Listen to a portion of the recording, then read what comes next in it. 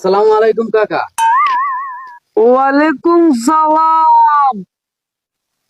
কাকা আমি একটু কথা জানতাম আসছিলাম আপনার কাছে। ইয়ের রে ভাই কি কথা কসা? কাকা আমি ওই জানতাম চাইছিলাম যে গরু মারলে কি কোনো জরিমানা বা কোনো দাম কাপড় এগুলা দন লাগে কিনা, এটা একটু জানতাম চাইছিলাম আর কি।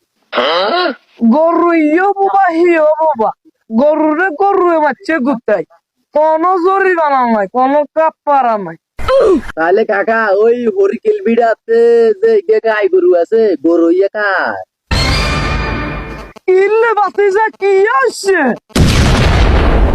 না? ওই কাকা ওই হানা বেরো শিখে আছো যে হানা বেরো শিখে গাইয়ে রে গুটে মারি এক্সপোর্ট ডেট করে লেছে, মানে মারিয়ে লাইছে।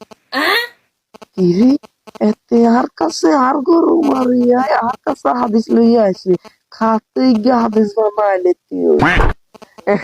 ও কাকা এবারের দাবাত তো এবারের দাবাত খাইতে খাইতে ভুলে গেছি লাস্টের পিসটা গিয়ে উঠতাম। আর দেখাই লাস্টের পিসটা, লাস্টের পিসটা, লাস্টের পিসটা ও তো আরবিতে লেখা, তুই তো আবার আরবি হচ্ছি আর না, স্পষ্ট লেখা আছে আরবিতে, আমার হচ্ছে জাম, গরুরে গরু আইলে দিতে হয় তার দাম। কাকা আপনি অল্প আগে কইলেন গরু বোবা জিনিস, গরুরে কুদা দি মারছে, এটা কোনো জরিমানাও নাই কাপ্পারও নাই, হন আনে কোন কুদা আমার রূপে জাম মারলে দিত বোতাম।